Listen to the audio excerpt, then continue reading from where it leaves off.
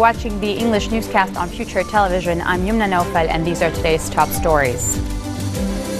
Turkish President Recep Tayyip Erdogan recounts how the events unfolded on the night of a failed coup attempt as Western countries worry about instability in the country of 80 million. Nearly 40 Syrian soldiers and pro-regime fighters are killed when rebels blow up a tunnel under a government position in Aleppo city. And Donald Trump promises to defeat ISIS and to do it fast in a speech accepting the Republican presidential nomination. Good afternoon to all our viewers. Turkish President Recep Tayyip Erdogan is recounting how the events unfolded on the night of a failed coup attempt. Rebel soldiers used tanks, attack helicopters and fighter jets to try to topple Erdogan, strafing parliament and the intelligence headquarters in Ankara while seizing a bridge and surrounding the airport in Istanbul. Turkish forces loyal to Erdogan crushed the coup attempt after crowds answered his calls to take to the streets in support of the government, and dozens of rebels abandoned their tanks. Erdogan is accusing Fethullah Gulen, a charismatic US-based cleric, of masterminding the plot against him. In a crackdown on his suspected followers, more than 60,000 soldiers, police, judges, civil servants and teachers have been suspended. This comes as EU Foreign Policy Chief Federica Mogherini said that Turkey should not be using democratic institutions to undercut human rights following a failed coup. There is no excuse for the legitimate institutions to react in a way that is not taking into consideration the rule of law, fundamental freedoms and human rights, and the right to a fair trial of all those involved. We have been very clear that any attempt to reintroduce that penalty, I know this is not necessarily the most popular argument in the United States, but the United States is not looking for a membership to the European Union yet. Reintroducing the death penalty would make it impossible for Turkey to join the European Union. So we are making it very clear to our Turkish friends, we are fully behind the institutions, the democratic institutions, the legitimate institutions, but there is no excuse, there is no way in which the reaction can undermine the fundamental freedoms and rights. And what we are seeing, especially in the field of universities, media, judiciary, is unacceptable. Nearly 40 Syrian soldiers and pro-regime fighters were killed when rebels blew up a tunnel under a government position in Aleppo city. The Britain-based Syrian Observatory for Human Rights said 38 members of government forces were killed in Thursday's blast, which brought down a building used by the regime in Aleppo's old city. The Monitor had earlier reported a toll of 14. A video posted online by the Thawar al-Sham rebel group purported to show the incident, with members of the force walking through a long tunnel and preparing barrels full of explosives. The city has been roughly divided between government control in the west and rebel control in the east since shortly after fighting began there in mid-2012. The government advance has raised fears for more than 200,000 people who remain in the east of the city, where food shortages and spiraling prices have already been reported. Coming up next, U.S. President Barack Obama calls on Muslim Americans and all Americans to reject hatred and discrimination. Stay with us, we'll be right back.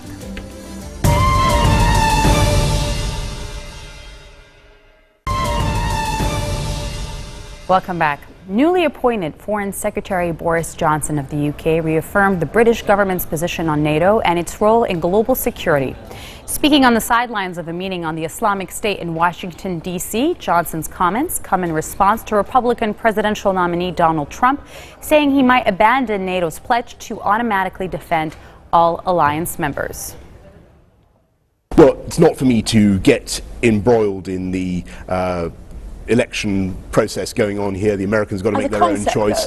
But absolutely, let me just reassure you and reassure everybody on that point. I think that Article 5 of the NATO Treaty of 1948, the doctrine of mutual defence, is incredibly important. It's something that I've repeated several times already just in the last week to various other countries around Europe, to represent my counterparts in other countries around Europe, in the Baltic countries and elsewhere. It's something that the British government believes in absolutely fervently, and something we stand behind foursquare. As I say, I think the crucial thing is to focus on global security. And I do believe that that is best advanced through NATO. Yes, the European Union can do some interesting things on defence, and I'm not going to stand in the way of that. I think they should keep the door open for us to participate and to be useful to European integration and development as and when. But fundamentally, it is the NATO treaty, that doctrine of mutual defence, that has guaranteed the peace in Europe for decades, and will do, I think, for decades to come. That's what I want to focus on. U.S. President Barack Obama is calling on Muslim Americans and all Americans to reject hatred and discrimination at the Eid al-Fitr ceremony hosted at the White House. Obama focused on the violence that occurred in various parts of the world during Ramadan, where he says they saw hundreds of innocent lives taken in Istanbul, in Dhaka, in Baghdad, and Medina, as well as in Orlando and Nice and Syria. The Eid al-Fitr ceremony at the White House is held 2 weeks after the original Eid al-Fitr on July 6th, and Obama used that to draw some laughs from his audience. We're coming together to celebrate Eid and the blessings of another holy month of Ramadan. I know we are a little late this year.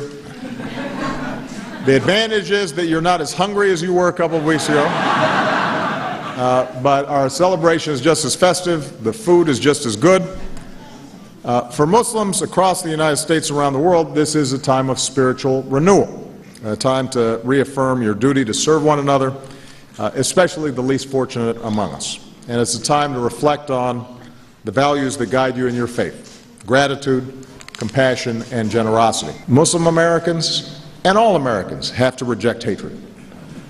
Muslim Americans and all Americans have to reject discrimination. Muslim Americans and all Americans have to answer those who would peddle hate or suggest that somehow their interpretations of their faith justify violence. All of us have those obligations, whether we are Christian or Jew or Hindu or Muslim or of no faith at all. We have to affirm that in this country, it is our obligation to abide by the law, to look out for each other, to be part of a single community. Now, during what was a difficult Ramadan, where we saw hundreds of innocent lives taken in Istanbul and Dhaka and Baghdad and Medina, as well as in Orlando and Nice. Syria. And Syria, I was getting to Syria, but, well, look, I mean, the brutal images and suffering that are taking place there are heartbreaking. And so the message has to be sent that we will stand with our friends and our allies around the world, including Muslim communities, that we will engage with those who want peace, that we will go after those who will harm innocents, that we will encourage dialogue, not just between faiths, but oftentimes within the Muslim faith itself, which has driven violence in some parts of the world. And in the face of terrorism, we will prevail. But we will prevail by working together, not driving each other apart. Donald Trump promised to defeat the Islamic State and to do it fast in a speech accepting the Republican presidential nomination. The Republican presidential nominee accused Democratic rival Hillary Clinton of a legacy of death, destruction, terrorism, and weakness as U.S. Secretary of State. Trump said nation building pursued by Clinton in Iraq, Libya, Egypt, and Syria had made a bad situation worse. He blamed her for the rise of the Islamic State and blasted her willingness to accept thousands of Syrian refugees. We are going to have an immigration system. When I am president, I will work to ensure that all of our kids are treated equally and protected equally.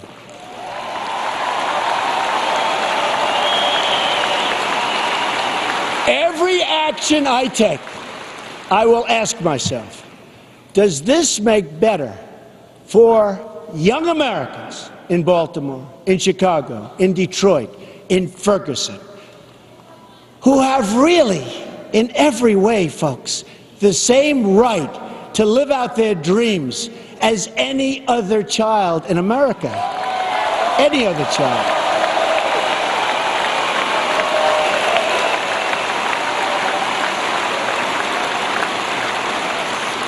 To make life safe for all of our citizens, we must also address the growing threats we face from outside the country. We are going to defeat the barbarians of ISIS, and we're going to defeat them fast. Once again, France is the victim of brutal Islamic terrorism. Men, women, and children viciously mowed down, lives ruined, families ripped apart, a nation in mourning. The damage and devastation that can be inflicted by Islamic radicals has been proven over and over.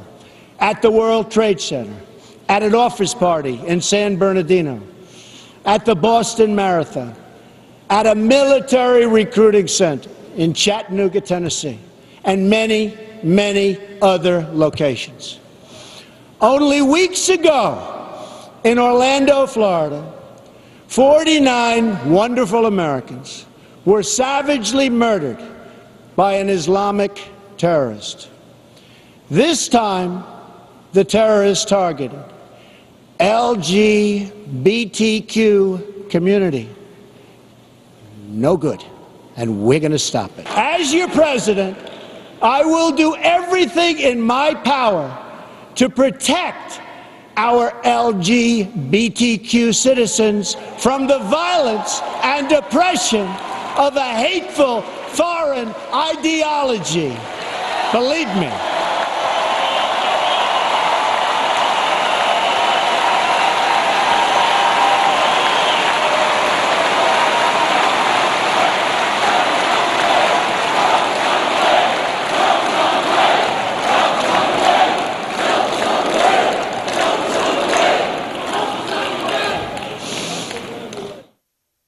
This marks the end of our bulletin for today. Now for a reminder of our headlines. Turkish President Recep Tayyip Erdogan recounts how the events unfolded on the night of a failed coup, but Western countries say they worry about the instability in the country of 80 million. Nearly 40 Syrian soldiers and pro-regime fighters killed when rebels blow up a tunnel under a government position in Aleppo City. And Donald Trump promises to defeat ISIS and to do it fast in a speech accepting the Republican presidential nomination. Those are your Friday headlines live on Future Television. Have a great weekend and be safe. Good night.